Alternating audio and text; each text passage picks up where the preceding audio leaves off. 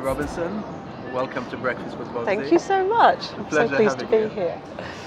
Jill, I've admired your work and who you are for a long time. I arrived in Hong Kong in '92 and started to become aware of what you were doing towards the late '90s, I think. And I've also been inspired by the work and what you've done. I've watched some of the interviews with you and read online, it's a total inspiration to see a beautiful woman like you doing what you're doing in this part of the world. Thank you. And I know how you were inspired and all of that. That's well covered. But perhaps let me start by saying, why Hong Kong? That's very simple. It was where my ex-husband was sent to work with Cathay Pacific all the way back in 1985. So obviously he was an airline pilot, and I came over and joined him, and my journey began very quickly. I met someone that worked for the International Fund for Animal Welfare. I'd always supported them back in the UK, and I offered my assistance to him if he needed a volunteer, which he did, thank goodness. And I worked for him for a couple of years before he left Hong Kong, and I took over his job. And really serendipity, very how your path just kind of evolves if More you're like open destiny, to take right? it. More Yeah. like destiny. Yeah. So wow, then you entered the world of animal welfare and you scratched the surface, and lo and behold. Yeah, it all opened up. It all opened up from there. It was incredible journey, really, I must say. And you said that you first became aware around the late 1990s, and that's when I started Animals Asia in 1998. So that was another whole journey as well. And you started because of the moon bears and. I did. Torture that subjected to. There's that obviously famous saying, you can't unsee what you've seen, and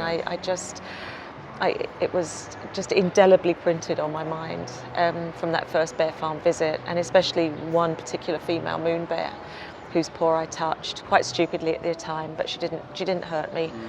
She did for sure pass a message, and in fact ultimately, I never saw her again. I hope she's dead, because I can't bear that she's still suffering after all these years. But I also got a tattoo of moon bear on my shoulder for her, just for her. Beautiful, beautiful. Did you feel a sense of destiny or a sense of something profound when you walked into that farm? Something clicked. It did? It was razor sharp.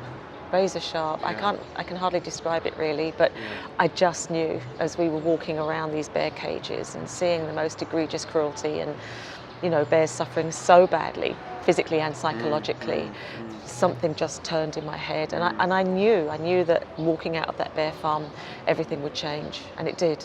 Everything changed. It was quite remarkable.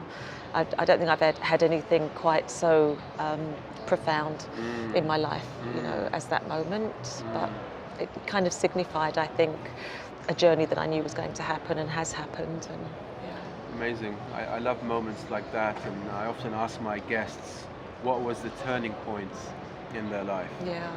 What was the moment, if there was one, where they went, oh my God. Yes, I get it, For me, that was back in 1989, and I underwent a shift. It was a powerful time. If you recall, the Berlin Wall came down, and the end of Cold War, and end of apartheid, and there was a massive awakening of the feminine back then, and the environmental movement.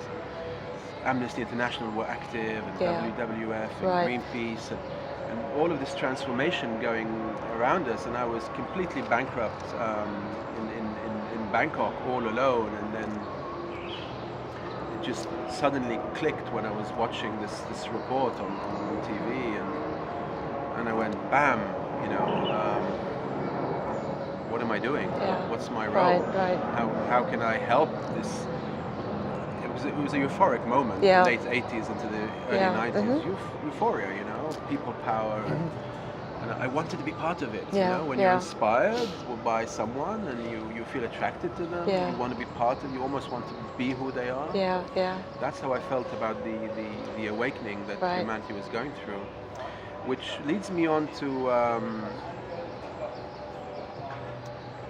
perhaps something more poignant, and that is you being a woman, of course, supposedly in a man's world, although I disagree with that, but supposedly in a man's world.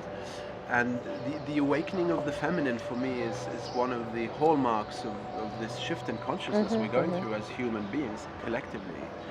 And as a woman at the forefront of change, how do you feel about it? I think it's quite dangerous to overthink it, to be honest with you. You know, I did this despite, or in spite of my gender, you know. I just knew I had a path to follow, and I followed it absolutely enthusiastically and just embraced everything about it. And I don't think in those early days I never once thought about the fact, oh my goodness, I'm a woman, you know. I just felt I've seen something so despicable and I'd like to change it if I can. There were one or two moments for sure, working in China especially, and in Vietnam, you know, two communist countries, certainly with government officials that back in those days were comprised solely of men. And in fact, probably being a female was an advantage because I was seen as no threat, absolutely no threat, you know. And I think that's perhaps why then we got as far as we did, why I think the Chinese government said, you know, okay, we'll close a bear farm down, you can have those bears. I think it was maybe anticipated that once we had the bears, we'd go away. But of course, once we had the bears, we had the evidence. We had all the evidence we needed to show how badly they were implicated in the bear bar farming trade. So, you know, we had a great vet team. We were able to unravel the mysteries of bear bar farming.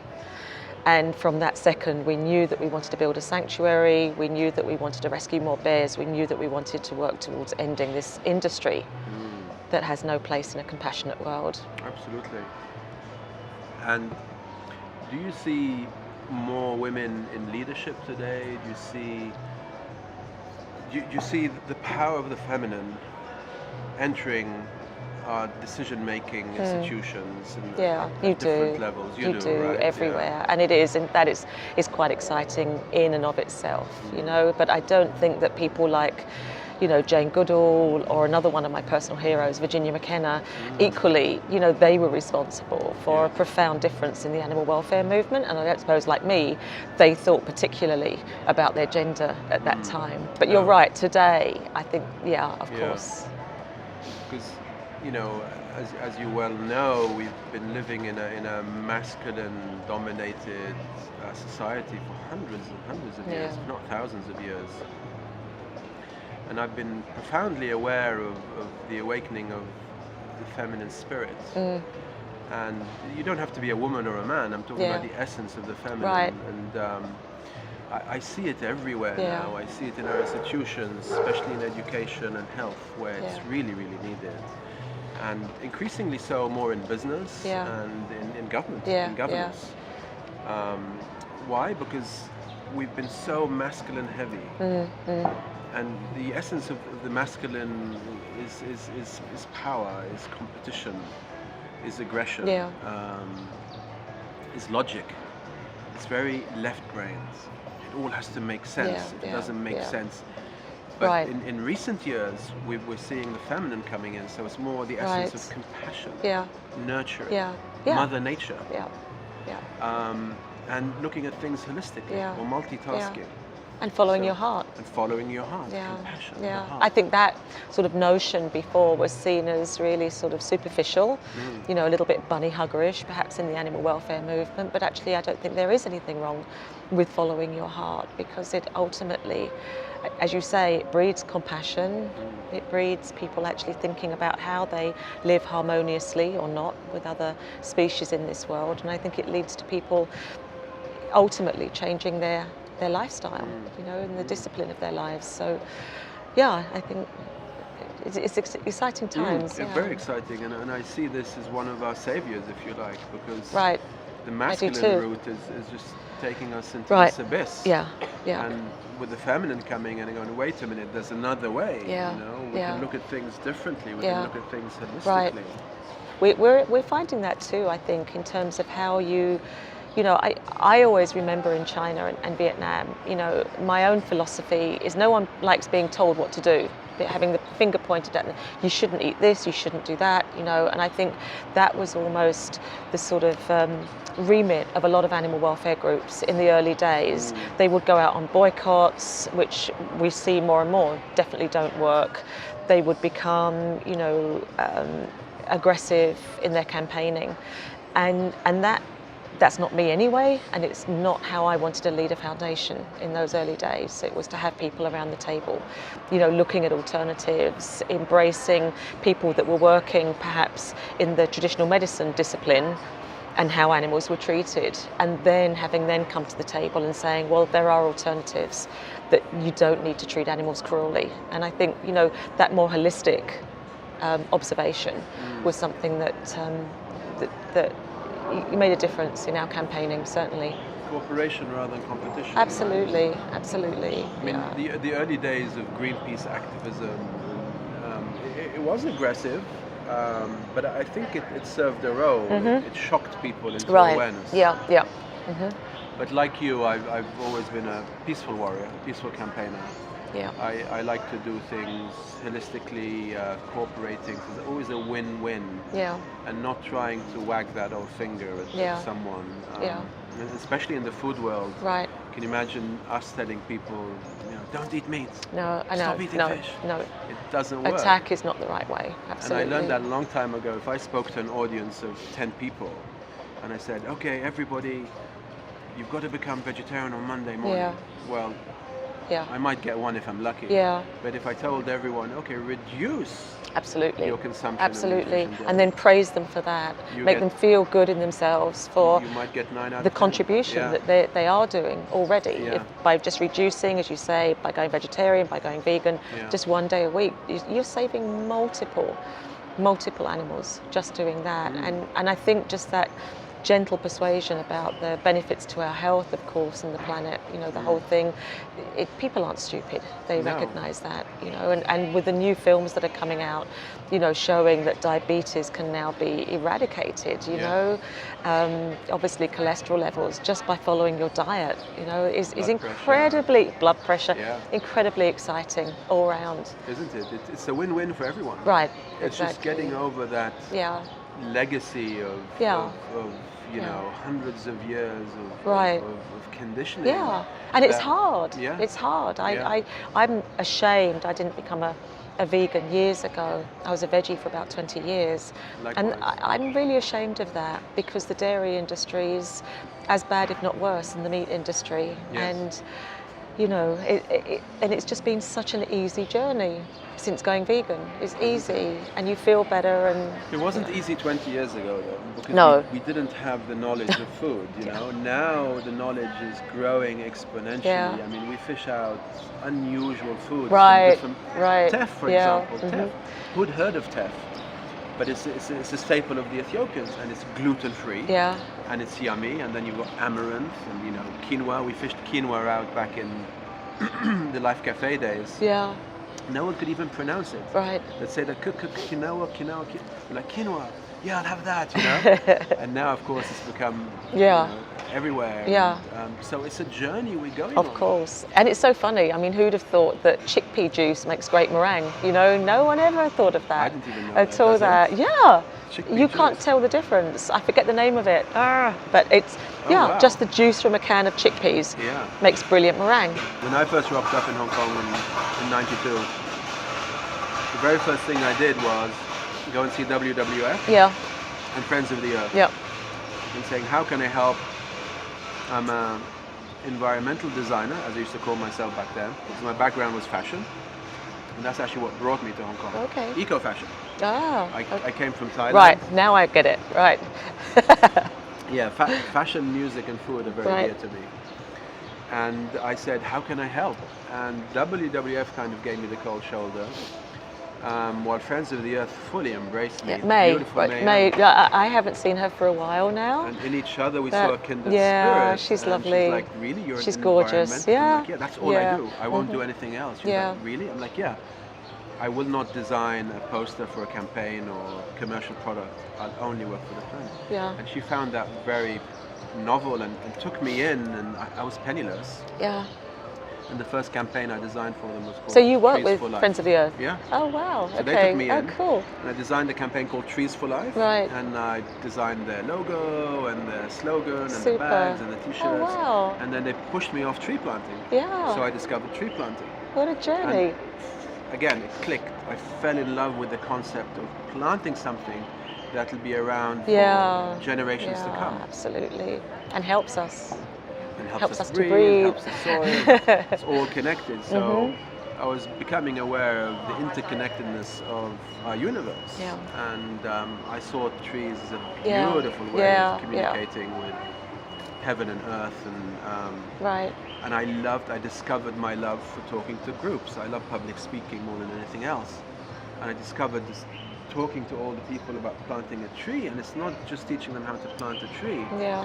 I realized that I could drop seeds of awareness into their fertile minds. And I realized the passion of public speaking about something that benefits all. Yeah.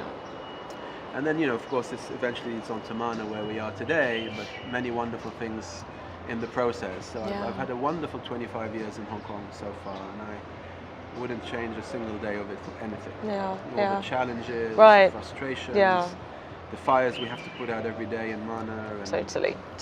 Tell me. But it's all worth it, right? Yeah, I imagine for you, you don't see this as work, do you? Never. No. Never. I don't use that adjective. No. Ever. No, of course not. Or a job or anything. It's just Vocation? life. It's just my life. Passion. It's Mission-led- very mission-led passion. very passion-led. Yeah. Yeah.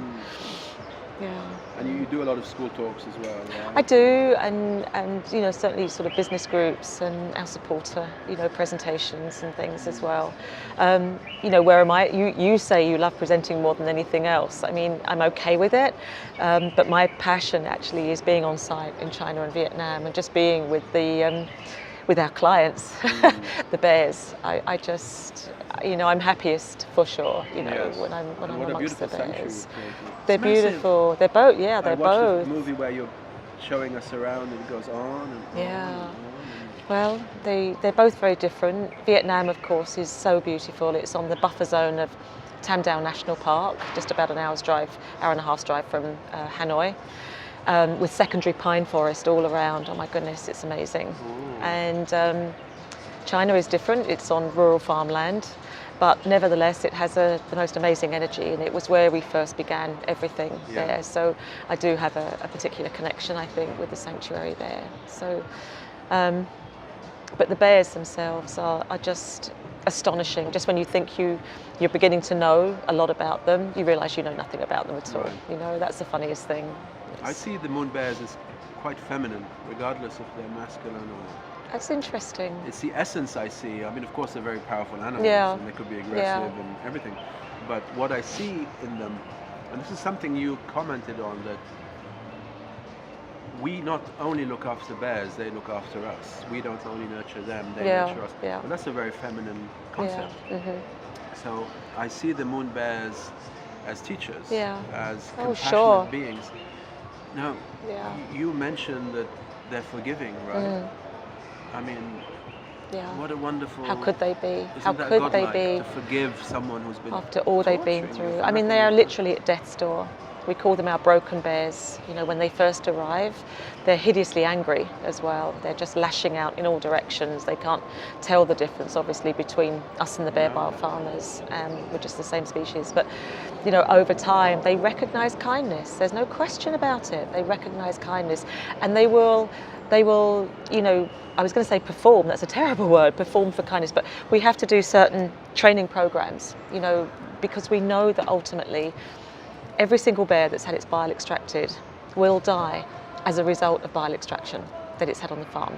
Every single bear, whether it's a question of time. But it's a question of time, and we can have them for years, if not decades. We've had many of our bears since like the mid 1990s, and certainly when we first started this proper sanctuary in 2000, we've got a lot of those bears now as well. But they will die ultimately as a result of their injuries. They never fully recover. They I guess not fully recover. For example, we've got bears that I mean, every bear that in China that's been extracted needs the gallbladder removed because it's so badly diseased and damaged.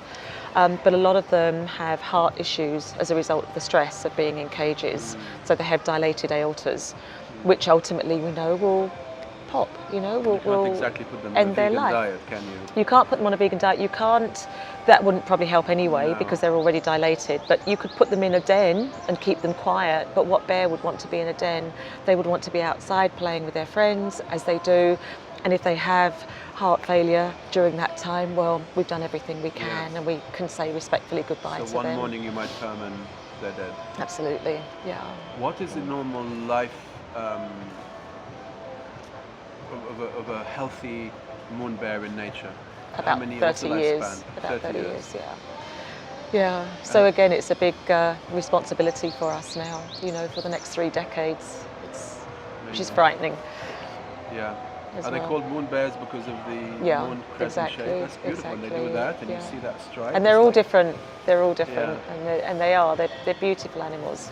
It's interesting you say they've got a feminine side. Interestingly, the females can be as feisty as any male, and these are animals that are 2/3 of the size of the males, the girls, and they will face up, front up to the big males sometimes when they're feeling particularly upset about something. So, interesting dynamics. But how beautiful, and the idea that an animal can forgive, I see that in dogs as well. Absolutely, No they're very dog-like. How ill-treated a dog is, they forgive you. Yeah.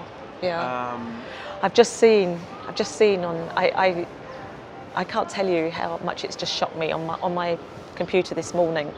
There's a guy in China that races greyhounds, obviously, and his greyhound just lost the race. And he's just been filmed picking up his greyhound and smashing it on the floor until it's dead. This is just gone viral. This video clip has just gone viral today. And he's in trouble in China. Apparently, I forget, like 500,000 hits already talking about this man. Outraged, people outraged in China. Now, you wouldn't have got that several years ago. And that's what at least gives me some comfort looking at this terrible, terrible film, that China is rising in terms of this robust animal welfare movement that is so much against hideous, low-life people like that. So he actually said, as he was smashing this dog to the ground, he was saying, once it's dead, I'll be eating its meat. And that even more has people just absolutely aghast at what he's done. And I think as well, it could be the beginning of the end of greyhound racing in China, because we already know that there's a big issue about Australia, for example, exporting greyhounds. So, and the UK, of course, as well. And I think with that video clip now, that dog may have saved a whole lot of other dogs' lives. So I hope he or she hasn't died in vain. It often takes a disaster, doesn't it, right, to wake humans up, sadly, you know. And how many disasters do we need, Especially when it comes, especially when it comes to our environment, because if we don't have a healthy environment, then moon bears, kids, nothing matters anymore. No. Right? The foundation is just a little bit of awareness about the fresh air we breathe, the food we eat, the water we drink, and it's coming really fast. I see an exponential growth, especially in recent years. A lot of customers in mine are getting younger and younger. Vegans, millennials, and teenagers coming in wearing t-shirts saying I'm vegan and I'm proud, and I'm like, wow, why are you vegan? And back in my day, it used to be for animal welfare. And in more recent times, it was for my health. But now it's for the planet. The planet, yeah. It's wonderful. It's really wonderful. Everywhere you go now. Just came back from London, went into the Whole Foods there. It's huge, and it's so encouraging to see normal shoppers, who still eat meat, and that's fine, but just looking now at all the vegan selections. People like, I know I'm branding and I shouldn't, but people like Baileys, everyone likes a Baileys at Christmas. Vegans can't have it anymore, except you can, because they've just brought it out with almond milk, and it's like, what fun, You see it here in Hong Kong, every restaurant now is putting out a vegetarian or vegan option. It's supply and demand, right? Absolutely. So the market's there when you supply it. Yeah. But I wish more people did it for the right reasons, for compassion and you know, Yeah. for the bigger picture of things. But Yeah. anyway, Yep. change is upon us, and I see this as a very feminine change. Yeah. Yeah. Which is, you know, the essence of Mother Nature, of course. And one of the reasons we've been shaping our gardens into squares and cutting our hedges into squares and shaping our gardens into the masculine way for so long. But now gardening is becoming a lot more holistic. You look at things from a different perspective, and you don't have square trees anymore. You have rounded trees and rounded gardens. Right. So it's a reflection of our consciousness. I hadn't even thought of that. My goodness. And you see the masculine everywhere. And Yeah. now you're starting to see the feminine. Mana's a very feminine business. Right. Its essence is femininity, awareness, compassion, education, nurturing, Yeah. health, nutrition. It's so good. Yeah. It's so good. I just.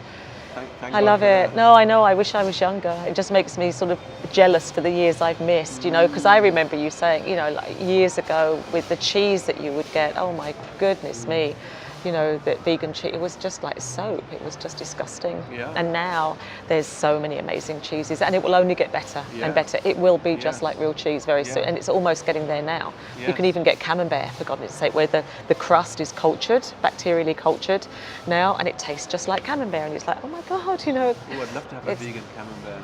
Kite Hill. I know I'm branding again, but Kite Hill do a great one. Okay, it's available in Hong Kong. No, but Right. I'm hoping they will come. We need to badger them to, you know, to bring them over and get more of this stuff, because it's still expensive, and that's putting people off as well, because Yes. vegan food by default should be cheaper because it's plant-based, but it isn't. It's It can be, expensive. if you're using good quality ingredients. Yeah. Yeah. Food must never be cheap. In fact, cheap food is a crime. Yeah, but then people won't buy it. Cheap food is a crime, and that's why there's so much obesity, you know, because people are chowing down on cheap hamburgers and cheap pizzas and cheap chicken legs. Yeah. But we need to try and make vegan food as cheap as we can, And because we are, mainstream and I won't buy think it. we've succeeded in that, but there's no doubt that cheap food is a crime. You think just because you've paid, Yeah, you know, you got a bargain for $1. yeah, But the amount of energy in that, the amount of trees, the amount of fresh water, the Right. eco footprint, and what it's going to do to your health, which Yeah. is going to come out yeah, somewhere. absolutely. So it's a crime, and we shouldn't just think, oh yeah, I got a deal. You got a deal for yourself, but what about the others? Yeah, yeah. Everyone suffers Yeah, with cheap absolutely. food, you know? Yeah, I love one of your taglines in there on the bag, was it? Yeah. Not diet change, the other one. What is the other tagline you have? Eat like it matters. There, eat like it matters. That's lovely. That's really good. You mentioned the bag, and this is for you. Oh, This thank is a you. gift for you. Thank you. I had Very bag envy, proud. I have to say. Here you go. Thank you so much. Oh, wow, this is Matches fantastic. what you normally wear. I notice love you're this. always wearing jeans and black, and yeah, bit of white. Yeah, yeah. Oh, thank you so much, You're Bobsy. I welcome. love this. Thank you. I'll welcome. definitely wear this with pride. It's Thank strong you. and sturdy, and it's wonderful for I shopping love or it. not. Yeah, I love it. Thank you. Fantastic. Oh, well, I've got that for you as well. Thank you. So that's obviously to save on plastic bottles, Yes. you know, to fill it with water. And our bears saying they love the water. I could fill it with orange juice You right could, now. you could. I'm just coming off a fast, Oh, so today is first day off the fast, wow. and I can only have orange juice all day long. Goodness. How long have you been fasting? 10 days of no food, Phew. just lemonade. Wow. A special lemonade we make with maple syrup, fresh lemon, and cayenne pepper. So I've had 10 days of that, Only? only that, and water, Yeah. but no fruit juices. or Wow. fruits, Wow. and here we go. How fantastic is that? Fasting is an amazing thing to do. Have you tried fasting? No, I haven't. Now, Maybe I you're should. Too much of a foodie, right? But me too. But the beautiful thing about fasting is you become so much more aware of I've who heard you of are, this. what you're addicted to, what you like, and what your palate really is. Yeah. So after 10 days or 2 weeks or 3 weeks of not eating, your senses are so refined.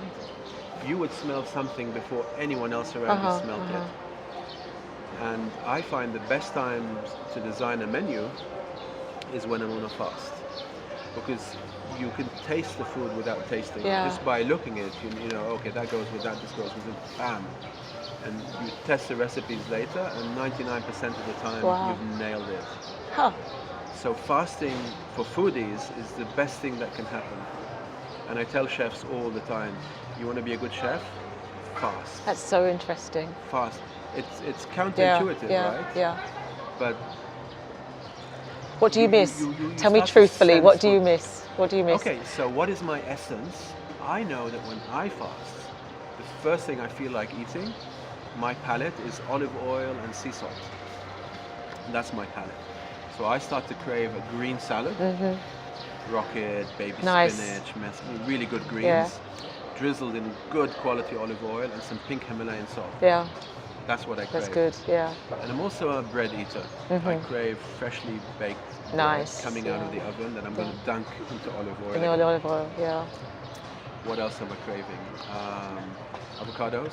Nice, me too. Yeah, yeah, so good. One of my favorite foods. So good, me too. Mana, I can't wait to eat a flatbread called mana stay, which is similar to a falafel but not quite. Oh, yeah. You miss food. There's no hunger when you're fasting. You're not hungry, but you miss it. Yeah. And you realize how addicted we are to food. Sure. And not always. But it's life's pleasure. No, right, yeah. Oh yeah, definitely one of the pleasures, and already planning my next meal. So orange today only. Orange juice today, and then tomorrow juices. Yeah. So I'll start with apple juice, and then move on to different juices. Fruit juice, maybe vegetable juice towards the evening, all day. Saturday we'll be eating fruits all day long. Okay. So I'm looking forward to tucking into a nice juicy papaya. Right. With sliced banana and some spirulina. Yeah, nice. And I've just scored some really good peaches and apricots. Oh, how nice. Okay. And some cherries. Perfect. So they're on standby. Right. So all day fruits, and then the next day fruits as well, and then maybe a green salad. Yeah. Or a soup. Okay. Yeah. So you do it step by step. And then soup, and then the next day always fruits, maybe a salad, no nuts, no seeds, no bread, nothing heavy, more soups. Yeah. And then perhaps some mashed potatoes. Right. Mashed potatoes, hummus. Nice. Baba ganoush. Yeah. Avocados. Slowly getting in there. And so fasting is easy, but coming off a fast. And it was the great George Bernard Shaw that said, any old fool can fast, but it takes a wise person to come off it. Why? Because the moment you start eating, your hunger's back, and you're not, right. And then you completely destroy the fast you've been on. You have to come off it again, step by step. The way you came on thoughtfully. it, you have to come off it. What a lot of people do is they falter at this stage. They've started to eat, hunger's come back. Yeah. Your drive, isn't it? It's And then you're like, you see something, you're okay. And then you regret it. Yeah. So really coming off it is where challenge and willpower and skill is needed. Maybe I'll try fast in the new year. Yes, please. Yeah. And on that note, Jill, it's been an absolute pleasure. Thank you, Bobsy. Having you too. as my guest. And, thank you. I've learned a lot. I hope we see more of each other in the coming months and years, and thank you. Maybe do something together. I hope so. That sounds great. Let's do it. We can supply the food and many other things besides, the packaging, and it's fully compostable. Oh, fantastic. That's so good. The world's first paper coffee cup. Oh, wow. Fully paper. Who needs plastic? Right, absolutely. Absolutely. No compromise. You've seen Plastic Ocean? Yeah, my God. Yeah. You know Jo Yes, Buxton. I know Jo, I've known Jo 20, 25 years, I don't know. Amazing. Can't believe it. And she's now done this formidable film, as you see. Craig was my previous guest on the show. Yeah. Okay. So we had a good chat. And so well done for this. So well done. Completely compostable, made from plants. So there's no plastic inside. No compromise. Well done, really. And this is part of V Coffee, part of a vegan coffee. It's not just the coffee. I just wish you so much success. You have to be out here in the Hong Kong community. Thank you. Just that alone. That alone. Is So now we're campaigning heavy on how many plastic coffee cup lids are thrown away. Yeah, Do you know I never have one. Do you know how many I turn it down. coffee cups are thrown away a day? Every day? In Hong Kong? Globally. Oh, globally? Oh, I don't know, 32 million or something. 1 million a minute. 1 million a minute. Oh, jeez. 1 million a minute. Oh my goodness, how wrong could I be? Oh dear 1 million God. a minute. That's you see people all the time grabbing their coffee, plastic lid, plastic coffee cup. the little plastic thing that goes in there. What the hell? I know. Going I to just their like, office, why do you know, and the containers? and they're not thinking. And a lot of these people care. A lot of people Yeah. refuse plastic bags in the supermarket. Yeah. But then when they it don't get the comes to connection. coffee cup, Wow. they don't make the connection. So our vegan V-Coffee campaign is all about this. So well done. It's all about That's that. easy to remember. 1 million a minute. That's it. 1 million a minute. Yeah. Diabolical. Yeah. And where are they all ending up? Of course. In the ocean. In our seas. Yeah. But anyway, let's think of something a bit more positive to end our little breakfast here. Yeah. And you haven't tucked into your truffle. Oh, yet. thank you. Well, I will. Thank you so much. So what is this? This is a spirulina and date. Oh, truffle. nice. It's a powerhouse of nutrition. Oh, it's good. Oh, wow. Yeah, it's good stuff. You can taste the spirulina. Good energy It's balls. really good. So if you're going on a hike or you've got a long working day, you don't have to, just a handful of those. That's it. You're off. Thank will you. see you through. It's really good. And let's continue to raise awareness about the welfare of animals. Yes, please. And our beautiful planet. Yeah. Oh, we'd love to. And you know, as the old cliche says, change the world. Yeah. Absolute pleasure. Thank you, Bobsy. You too. Wonderful.